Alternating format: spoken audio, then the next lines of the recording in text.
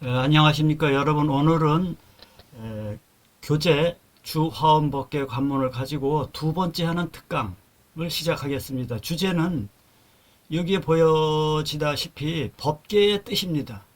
그런데 법계라는 용어가 불교 역사에 긴 세월 다양한 문헌 속에 나타납니다. 그래서 그것을 제가 전부 설명한다는 것은 불가능하고, 이 화엄에서는 화엄경 또는 화엄교학에서 사용되는 법계가 어떤 뜻으로 사용되고 있는지 그 부분에 한정해서 좀 설명을 드려보도록 하겠습니다. 먼저 저는 이 뜻을 알아보기 위해서 운어 스님께서 쓰신 불교 사전을 좀 찾아봤습니다. 보니까 법계가 세 종류의 뜻으로 쓰이고 있다라고 설명을 하고 계십니다. 첫 번째, 법계에 있어서 이 계라는 글자는 인이라는 뜻이고 법이라는 것은 성법이라는 뜻이다. 그래서 성법을 내는 원인이라는 측면에서 법계의 용어가 쓰이기도 하고, 두 번째, 계는 성이라는 뜻이고 법은 일체 모든 법이니 법계는 만유 제법의 체성이 되는 것, 곧 진여다라고 이렇게 설명을 하고 계십니다. 이거 법계와 진여를 같은 뜻으로 설명하고 계시네요. 세 번째, 계는 분재라는 뜻. 분재라는 것은 일정한 영역 이런 뜻입니다. 법은 모든 법이니 분재가 서로 같지 않은 모든 법의 모양, 곧 만유 제법을 포함하여 말한다 라고 이렇게 세 종류의 뜻을 운어 스님께서는 소개해 놓고 계십니다. 근데 여러분도 지금 들으셨겠지만 이 설명만 갖고는 이해하기가 쉽지 않습니다. 그래서 이 셋 중에서 저는 특정해서 딱 하나를 고르라면 두 번째, 이 진여. 그러니까 법계 설명과 아주 근접하다. 또 어쨌든 저희들이 이해하기 쉽다라고 이렇게 설명을 드립니다. 그럼 도대체 무엇이냐, 진여란? 있는 그대로, 여여한, 있는 그대로. 우리 앞에 주어져 있는 이 사태들, 사안들. 물론, 우리에 의해서 설명되어지거나, 우리에 의해서 건드려지기 이전에, 그냥 있는 그대로의 그것을 진여라고 저는 이해를 했고, 그런 의미에서 법계를 진여라는 용어로 설명하고 계시는 운어 스님의 그 불교 사전에 대해서 저도 공감을 하고 있습니다. 자, 그러면은 이게 사전을 찾는 방법도 하나의 방법이겠습니다만은, 우리가 좀 더 폭을 넓혀서 이제 사전에서는 벗어나서 그동안 제가 연구를 하면서 또 책을 읽어가면서 이해했던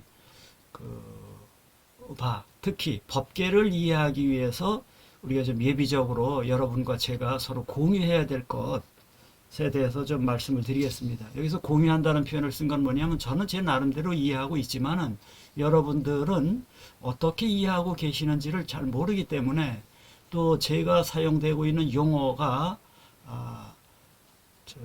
어떤 뜻인지에 대해서 여러분들에게 좀 설명을 해 드리는 것이 다음에 나오는 강의의 진행에서 제 이야기를 전달하는 데 있어서도, 또는 여러분들이 듣는 데 있어서도 도움이 되지 않을까 해서 제가 이해한 그 인간의 마음의 이론에 대해서 좀 설명을 드리려고 합니다. 자, 우선 심을 구성하는 요소인 아뢰야식은 어떤 사태와 접촉이 되면 그 사태에 대한 인상을 자기 속에 그려두는 작용이 일어나게 됩니다. 이게 우리 마음은 바깥에 무슨 소리가 들리든가 그러면 그 소리에 대해서 이건 무슨 소리일 것이다 라고 자기 나름대로 추측을 해서 그것에 대한 이미지를 자기 마음속에 그려둡니다. 그런가 하면 눈앞에 무슨 색깔이 나타나든지 보여지게 되면은 그 색깔이 무슨 색깔이라고 자기 나름대로 그려서 이미지화해서 자기 속에 들여옵니다. 이런 작업을 심에는 이런 기능이 있다는 말씀을 좀 먼저 말씀을 드리고, 그러면서 이 심에는 결국은 바깥에 있는 대상을 파악하는 행위가 있고, 파악하는 행위에 의해서 파악되어진 내용이 있습니다. 파악되어진 내용이라는 것은 이미지화되어진 것이죠. 그래서 그 이미지화되어진 거에 대해서 우리가 언어로 설명을 붙임으로써 그 이미지가 더 분명해지고 있죠. 어쨌든 우리의 마음은, 우리들의 의식은 대상과 만나게 되면은, 감각 기관을 통해서 대상과 만나겠죠. 대상과 만나게 되면은 그 대상으로 향해 나아가서 대상의 내용을 파악하는 작용이 있는가 하면은 그런 파악하는 작용으로 인해서 파악되어지는 내용, 이 둘로 쪼개짐이 있다는 것입니다. 자, 그렇게 둘로 쪼개놓고 파악하는 작용을 주관이라고 생각하고 파악되어진 내용을 객관이라고 생각을 해서 이 주관과 객관 사이에 다양한 지식들을 만들어서 그 지식은 확실한 지식이다. 물론 그 전에 나의 주관도 확실한 주관인 것이고 객관도 이게 분명한 객관이다라고 완전히 믿어버리는 그러한 의식이 수반됩니다.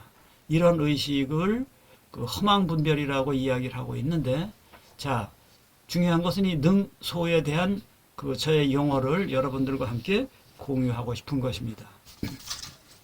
이렇게 능취소취의 작용이 일어나는 마음의 현상에는 이 마음이 사태와 직면하면서 그것에 호응하는 작용이 있는데, 이 작용을 순수 조출성이라고 저는 부르고자 합니다. 이것은 순수한 아는 작용으로서의 순수 인식입니다. 처음에 여러분들이 이 내용을 보셨을 때는 이제 처음 듣는 분도 있을 터인데, 뭐 학계에서는 뭐 자주 쓰는 얘기이지만은 처음 듣는 분들을 위해서 좀 더 설명을 드리면은 주객으로 나누어지기 이전에, 여기서 말하는 객이라는 것은 저 바깥에 있는 것이 아닙니다. 이미 바깥에 있는 그 사태, 법계를 무언가의 우리의 기존에 있었던 선행 의식을 가지고 지식을 가지고 그것에 대한 이미지를 그려놓은 거거든요. 그래서 여기서 말하는 대상이라는 것도 우리 마음속에 들어있는 대상입니다. 그런데 이렇게 주객을 나누는 그 나누어지기 이전에 있는 원천적인 우리들의 인식작용이 있다라는 것입니다. 그 인식작용을 순수인식이라고 일단 이름 붙인 것입니다. 그러면은 이 순수인식은 어떻게 그 작동되고 있는가를 좀 설명을 드리면은, 이 순수인식은 능취작용과 소취작용을 떠나서 별도로 있는 것이 아닙니다. 그러니까 능취작용과 소취작용이 역동적으로 움직이고 있는 그 가운데에, 그곳에 순수인식, 우리 인식의 조출성, 이런 것들이 그대로 역동하고 있다는 것입니다. 그럼에도 불구하고 우리는 주객으로다가 이미 나누어지게 되면은 이 나누어진 주객에 대해서 실체성을 인정하고 그것에 집착하는 마음의 작용이 일어나는데, 이런 마음의 성질을 변계 소집성이라고 그 이름합니다. 요리조리 따지고 나서 주객을 나누고 나서 그것이 실제한다고 집착하는 이런 성질이 있다라는 것이. 자, 이렇게 되면은 한 가지 비유를 들어볼까요? 뭉게구름이 이렇게 피어날 때, 배고플 때 보면 이게 도너츠 모양으로 보일 수도 있고요. 그 모양이 뭐 담배를 피던 사람들은 이게 담배 연기처럼 보일 수도 있겠고요. 또 뭐 소방계통에 있는 분들은 저기에서 무슨 혹시 화재가 아닌가 이렇게 볼 수도 있겠고요.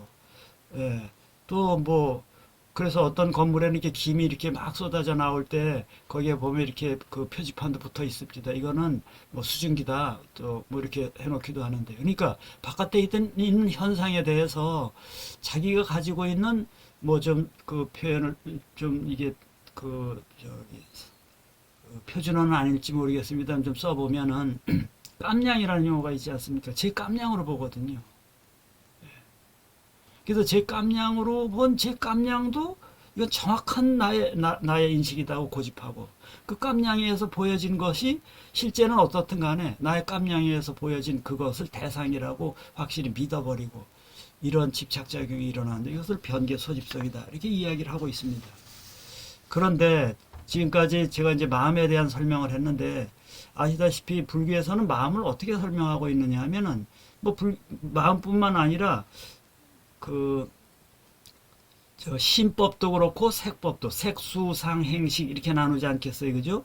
오온으로만 그 구분해서 본다면 물질적인 것이 색이고, 소위 말해서 심리적인 것이 수상행식, 이거 아니겠습니까, 그죠? 수상행식을 다 포함한 그 심, 이 힘이라는 것은 물론 색도 마찬가지, 오원 중에 어느 것을 하나 들더라도 마찬가지인데 그것들은 생주이멸하면서 순간 생성되었다가 한순간 속에 생주이멸을 거치면서 그 자체로서의 기능은 소멸되어지면서 그 자체에 감직되어진 작용성은 다음 찰나의 온에 다음 찰나에 생성되어지고 있는 법에 그 영향력을 미친다라는 것입니다. 이 본문을 좀 읽어드리면 현재 작용하는 현 찰나의 힘은 다음 찰나에 소멸하는 동시에 자신의 인상을 남깁니다.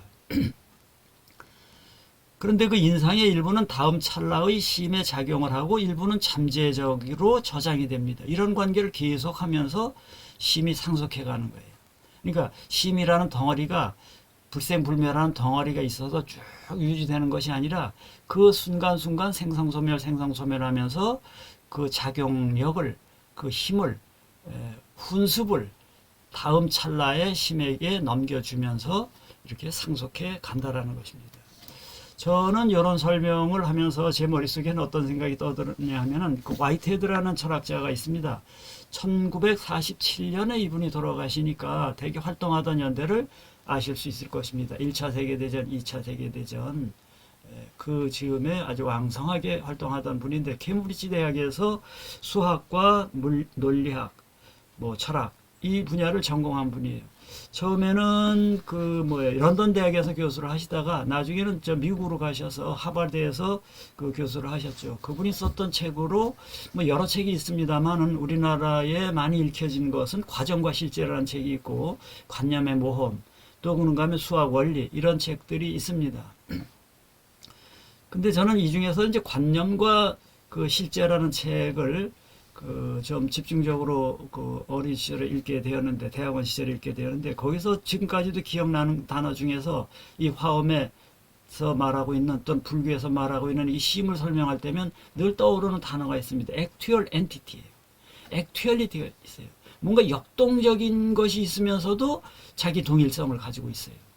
그런데 그것이 substance는 아니에요. 실체는 아니에요.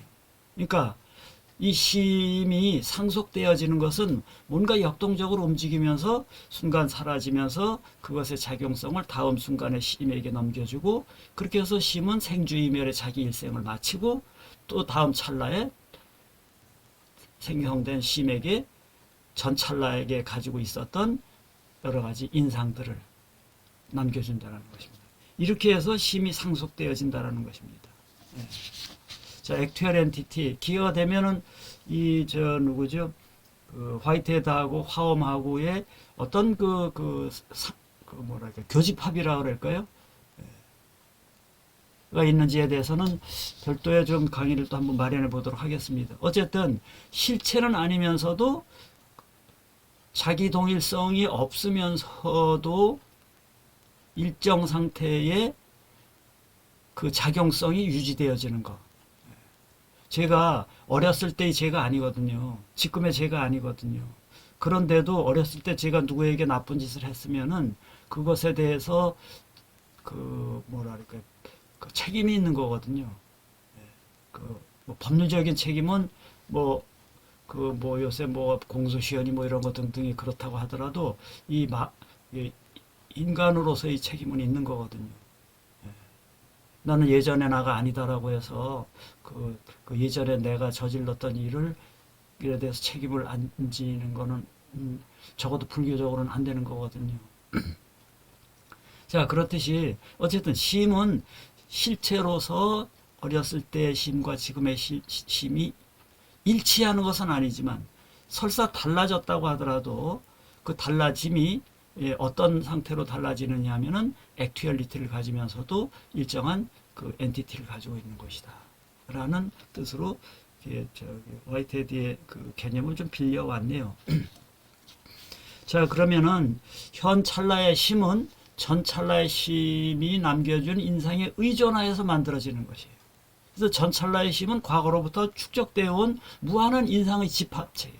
이걸 우리가 아레아식이라고 그러는데, 이렇게 볼 때 현 찰나의 심은 전 찰나의 심, 아레아식에 의존해서 타자 의존성이라는 것입니다. 의타기성이라고 합니다. 여기서 타라는 것은 과거 이전까지 축적되어 온 그 인상에 의존해서 현찰나의 마음이 생기는 거예요. 소뚜껑복 살아보고 놀란 사람들은 있잖아요. 그것이 아레아식 속에 그런 그 기억이 유지되어 있기 때문에 역동적으로 작용하고 있기 때문에 겉에서 어두운 데서 또 자기가 이렇게 심신이 미약한 상태에서 그 소뚜껑을 보고도 저것이 자라인 것으로 인식되어서 자라보고 놀랐을 때 그 겪었던 과거의 경험을 그대로 살려서 이 소뚜껑을 본 그 경험에다 덮어 씌웁니다. 그래서 자라와 똑같이 그런 그 두려움, 그 인상을 갖게 됩니다. 자, 해서 의타기성에 대한 설명을 말씀드렸는데, 자, 요약하자면 이렇습니다. 시음은 이와 같이 입체적 구조를 가지면서 작용을 합니다. 그리고 이것이 반복적으로 계속됩니다. 근데 이렇게 되어서는 사태를 올바로 볼 수가 없다라는 것이에요. 이게 제 깜냥을 가지고서는 항상 제 깜냥을 들어대니까 이 깜냥 내려놔야 된다는 것이에요. 그러니까 어쨌든 지금처럼 그 아레아식에 의존하는 방식으로 타자 의존성에 입각한 세계 인식은 그 제 깜냥대로밖에 그 깜냥에 국한해서만 밖에 볼 수 없다라는 것입니다. 그래서 아레아식의 활동성이 중지되어야 된다는 것이에요. 이 아레아식이 식으로서의 기능이 사라져서 파악하는 것과 파악되어지는 그것의 능소가 사라지고 무분별의 지혜 해서 그 무분별의 지혜와 더불어서 역동적으로 움직이고 있는 순수 조출성, 순수의식 이것이 발동이 될 때 우리는 우리 앞에 주어지는 이 사태를 있는 그대로 총체적으로 알 수 있다는 것입니다. 즉 법계를 파악하기 위해서는 우리들의 그 능소로 갈라지는 이 분별지가 정지되어야 된다는 것이에요. 그 분별지가 정지되어진 상태에서 나타나는 순수한 순수인식이 있다는 것입니다. 이것에 의해서 우리는 그 법계와 하나 된다. 법계를 인식할 수 있다. 이렇게 이야기를 드릴 수 있겠습니다. 자, 그러면은 조금 전에도 말씀드렸다시피 자기 깜냥을 가지고서는 안 된다고 그랬어요. 그럼 어째야 되느냐에 대해서 유식학파에서는 전의의 방법을 얘기합니다. 우리가 의존하고 있는 아레아식에 의존해서는 안 된다는 것이에요. 선불교에서는 주객을 나누는 행위를 수도 없이 무심하라고 얘기합니다. 또는 반문문성을 얘기합니다. 문성은 듣는 성품이에요. 우리가 우리에게 바깥에서 어떤 소리가 있으면은 우리가 또 감각기관이 제대로 작동하고 있으면은 그것에 반응하는 우리들의 무언가를 들을 수 있는 기능이 있다는 것을 알게 됩니다. 고요할 때는 내가 소리를 들을 수 있는 기능이 있는지를 알지 못합니다. 그런가 하면 우리의 감각기관이 망가져 있을 때에는 바깥에서 무슨 소리가 나더라도 못 듣습니다. 자, 그런데 우리의 감각기관도 멀쩡하고 바깥에서 고요하면은 그렇더라도 우리 자신에게 듣는 성질, 기능이 있다는 거 우리가 인지 못한답니다. 그런데 바깥에서 소리가 나고 기능이 올바르면 제대로 되어 있으면 성품이 일어난대요. 그런데 이 내 속에 있는 듣는 성품을 다시 되돌려 한번 들어보라는 것이에요. 좀 말이 어려울까요? 우리는 저 바깥에 있는 대상이 있죠. 육경이 있죠. 육군 감각기관이 있죠. 그래서 육군과 육경이 만나면 작동되는 식이 있죠. 그 식 말고 그 식의 근거가 되는 원천적인 식이 있다라는 이야기를 대승불교에서는 계속 하고 있는 것이에요. 자, 이 부분에 대해서는 초기 불교를 그러니까 초기 불교의 경전만 읽은 사람들로서는 조금 받아들이기 어려울 것이에요. 근데 경전은 초기 불교 경전은 어떤 부분에서는 애매합니다. 그건 물론 대승경전도 마찬가지입니다. 그런 애매성에 있어서는. 그래서 반드시 해석을 해봐야 됩니다. 크로스 리딩을 해봐야 되고 그 어떤 상황에서 그 이야기를 했는지에 대해서 분석적으로 또는 전체적으로 조망하는 소위 이렇게 아규먼트 논의를 거치지 아니하고 경을 읽는 것은 경의 의미를 온전하게 파악하기 매우 어렵습니다. 어쩌면 위험할 수도 있습니다. 그래서 아비달마 논사들에 의한 그 논의를 적어도 뭐 인정하고, 그거는 별도, 그 논의를 거쳐서, 그런 과정을 거쳐가면서 이 니까야를 읽어야 되고, 대승도 마찬가지입니다. 대승 논사들이 논하고 있는 그 논서들을 읽어가면서 경을 읽어야지, 경만 읽게 되면은 그 의미의 종합적이고, 그리고 일관적인, 그리고 정합적인 내용을 찾기가 저는 어렵다고 봅니다. 뭐 이야기가 좀 많이 다른 데로 갔습니다만은, 이 반문문성을 설명하다 보니까 그렇네요. 순수 조출성, 자기의식, 이것도 마찬가지예요. 자, 어쨌든 우리가 주계로 갈라지는 이 이분법적인 우리의 의식의 활동성을 중지시키지 않고서는 사태에 있는 그 자체를 있는 그대로 인식하기가 어렵다라는 것입니다. 그래서 유식에서는 전의, 선불교에서는 무심 또는 반문문성, 화엄에서는 그럼 어떻게 하냐? 사사무예하는 법계를 관찰하는 것입니다. 그러니까 관찰하는 방법에 의해서 어떤 관찰이냐고요? 사태들끼리 서로 걸림없이 이렇게 기대어 있는, 서로 수용하기도 하고, 수용은 저 바깥에 있는 것이 내 쪽에 들어오기도 하고, 내 쪽에 있는 것이 바깥쪽으로다가 나아가기도 하는 변, 섭, 이 관계를 살펴보라는 것입니다. 자, 제 이야기는 여기까지 이제 마치고, 다음에는 이 주화엄 법계 관문이라는 책에 서문을 썼던 당나라의 정승 배휴상공이 계십니다. 배상공께서 법계를 어떻게 이해했는지에 대해서 그분의 서문을 통해서 여러분들에게 한번 소개를 시켜드리려고 합니다.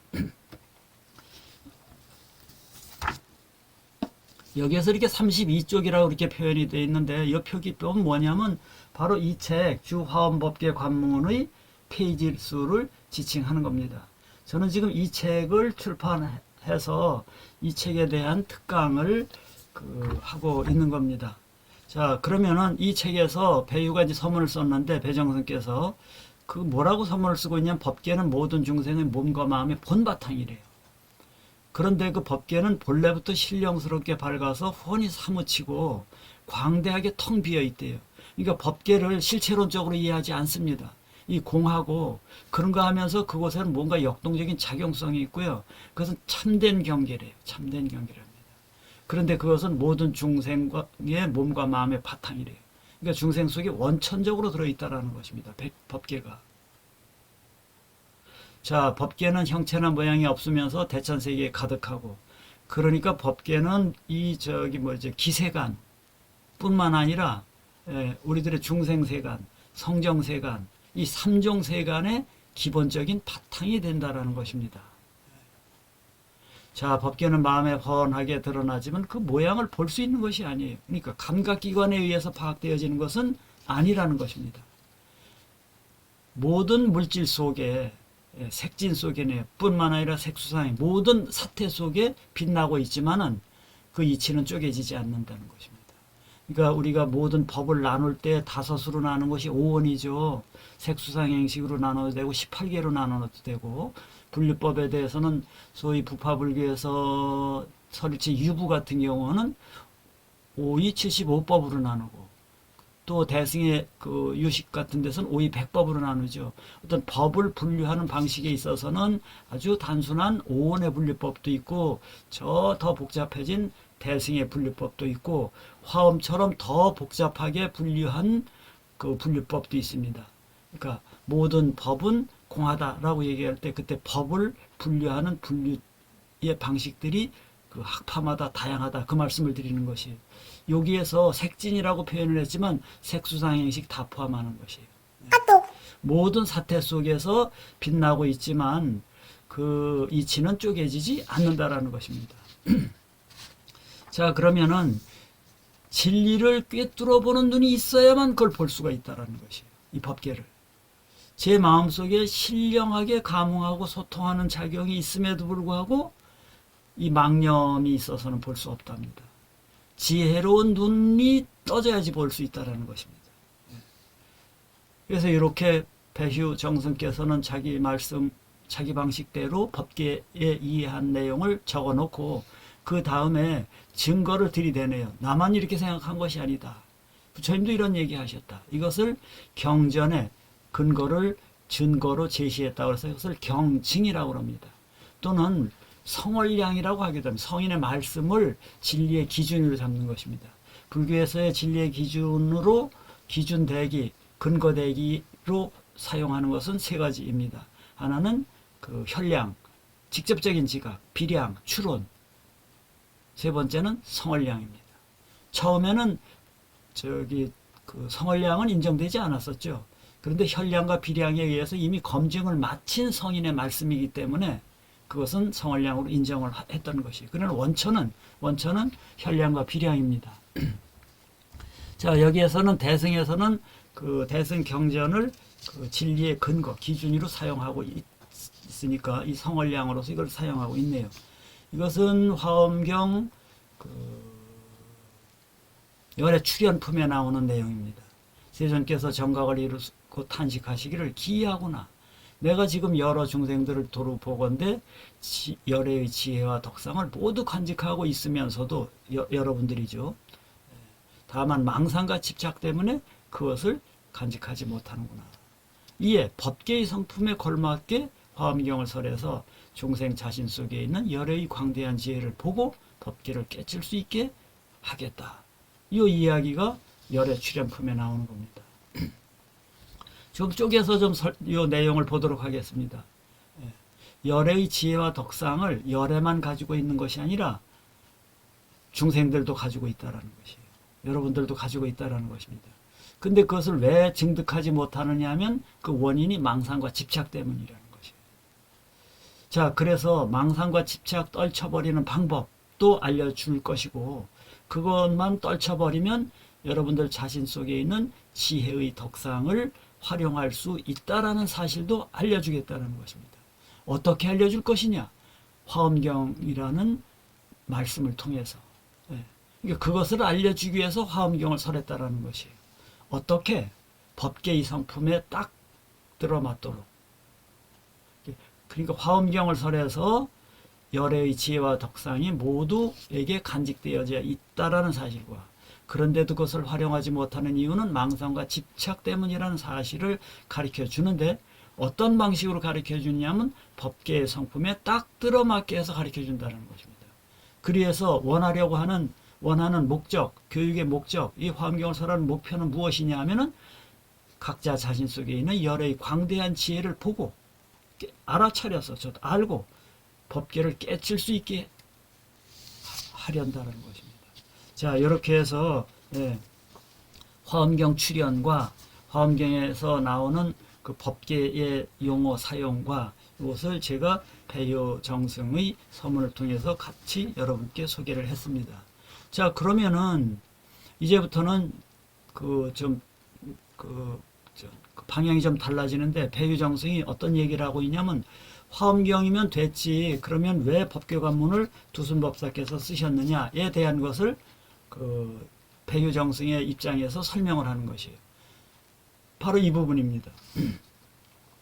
화엄경이 세상에 유통되었으니까 그거면 됐지. 법계관문을 두순법사가 쓸 필요가 뭐가 있었느냐. 이것에 대해서 배효 정승께서 나름대로 답을 하고 계시는 겁니다. 이 화엄경이 유통됐지만 그 화엄경의 핵심을 통달하는 이가 드물었다는 것이에요. 그래서 두순법사께서 탄식하시면서 이런 말씀을 하셨다라는 것이 위대하구나. 법계를 설하는 경전이요. 아, 화엄경이야말로 법계를 설하는 경전이라고 두순법사는 이해하셨고 그 두순법사의 이해에 대해서 누구예요? 이 글을 쓰고 있는 배효 정승도 공감한다라는 것입니다. 자, 위대하구나. 법계를 설하는 경전이요. 십지에 오른 보살이 아니고서야 어찌 그 글을 펼쳐 법을 볼 수 있으리요. 아, 대단한 수행을 한 사람이 아니고서는 이 화엄경을 이해하기는 어렵다라는 것입니다. 그래서 나 두순이 법계로 들어가는 문을 좀 통로를 좀 열어 놓으면은 그 문 위로 좀 들어갈 수 있는 그런 차원에서 법계 관문을 지은 것이래. 자, 이 글을 통해서 우리가 이해할 수 있는 것은 무엇이냐면은 화엄경은 수행을 통한 사람들이 수행을 한 사람만이 비로소 이해할 수 있다는 것이에요. 또 다른 말로는 화엄은 수행과 밀접한 경전이라는 경전이에요. 뭐 화엄경만 그런 거는 아니겠죠. 그 경이라는 것이 성인의 말씀이라는 것이 그 본인의 마음을 닦은 만큼 수행한 만큼 보이는 거 아니겠습니까? 자, 어쨌든 그런 그 메시지를 저는 그래서 저는 저에게는 그렇게 읽혀집니다. 그런가 하면 또 한편으로다가는 이 법계 관문이 하는 책의 역할이 무엇이냐면 화엄경에 대한 설명하려는 것이 아니라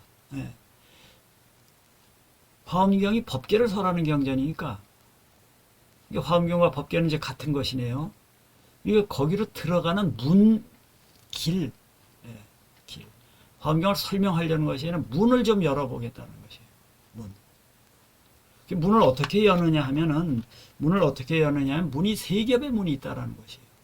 첫 번째는 진공문을 거쳐서 들어가야 되고 그 진공문을 거쳐서 쭉 들어가다 보면은 이사무의 문을 또 거쳐서 들어가게 되고 또 이사무의 문을 지나서 가다 보면은 주변 하명문이 있는데 그 주변 하명문을 활짝 열고 들어가면 거기에서 법계에 도달할 수 있다는 것입니다.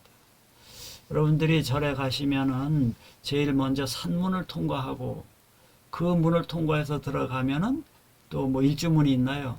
그 다음에 사천왕문인가요? 그러면서 더 들어가면은 또 뭐 불이문도 있을 수 있겠고요. 그래서 이 정중탑을 지나서 그 다음에 이렇게 발이 쳐져 있잖아요. 부처님 앞에 그 발을 거두고 그 안으로 들어가면은 부처님 세존을 뵐 수 있잖아요. 그렇듯이 우리가 살고 있는 제 깜냥으로 살고 있는 아리아식이 작동하고 있는 이 세계에 살고 있는 능소가 나뉘어지고 있는 이 세계에 살고 있는 이분법적인 생각을 갖고 있는 세계에 살고 있는 이 세계에서 어디로 한 문을 여느냐면 진공의 문을 여는 것이에요. 아, 지금 우리가 알고 있는 이런 것들이라는 것은 조건 속에서 만들어진 것이다. 조건 속에서 만들어진 것이다. 이 조건 속에서 만들어진 이게 사법들입니다. 이것이 조건 속에서 만들어진 것임을 알게 하는 것이 진공문이에요. 진공문을 넘고 들어가서는 그 다음에 뭐냐면은 조금 전에 우리가 일상 속에서 사용하고 있는 사법들 있잖아요. 이 사법들이 공과 다르지 않음을 확실히 아는 그런 수행의 문을 지나가는 것이죠. 그러니까 색이 공이고 공이 색임을 아는 것이네요. 그러고 보면은 반야심경은 중관 사상 중에서도 반야부 경전 중에서도 그 후기에 만들어진 반야경입니다. 금강경은 반야부에 속하면서도 공 속에 속해 있는 부분입니다. 그 다음에 이사무의 문을 거쳐서 어디로 들어가느냐 하면은 주변 하명관을 한 겹을 더 들어가면은 사법들끼리가 서로서로를 거두어들이는 서로서로를 섭하네요. 저쪽의 것이 이쪽에 들어오고 이쪽의 것이 저쪽에 들어가고 그런 하염없는 사법들끼리 그런 현상이 일어난다는 것입니다. 그런 것을 확실히 이해하게 되면은 법계에 들어갈 수 있다라는 것입니다. 어쨌든 소결론을 좀 내려보면 이렇게 해서 갖가지 현상과 색깔들의 모양을 융화시켜 하나의 참된 밝은 성품을 온전하게 하고 그런 뒤에 화엄의 법계에 들어갈 수 있도록 하였다. 여기까지가 배유정승의 이야기입니다. 이게 매우 짧으면서도요, 그 화엄 법계와 또 화엄 법계 관문이 그 쓰여지게 된 이유에 대해서 상당히 정확하게 설명을 했다라고 저는 생각을 합니다. 그리고 이 배유정승은 뭐 정치인이기도 하지만은 당대 최고의 지성인입니다. 그래서 불교에 대한 이해가 굉장히 깊습니다. 불교뿐만 아니라 유가, 도가 당시에 있었던 그 첨단 그 철학, 사상, 문학, 나아가서는 그 경제 이론, 이 재상을 했기 때문에 정치 이론 이런 거에 대해서 다 알고 있는 정말 뭐 명실상부한 당대 최고의 지성입니다. 문장이 아주 대단히 뛰어납니다. 그래서 전당문이라는 당나라 시대의 문장 중에서 좋은 문장만 뽑아놓은 게 있거든요. 전당문 속에 여러 편이 배휴의 글이 실려 있습니다. 자, 이렇게 해서 특강 두 번째를 마치도록 하겠습니다.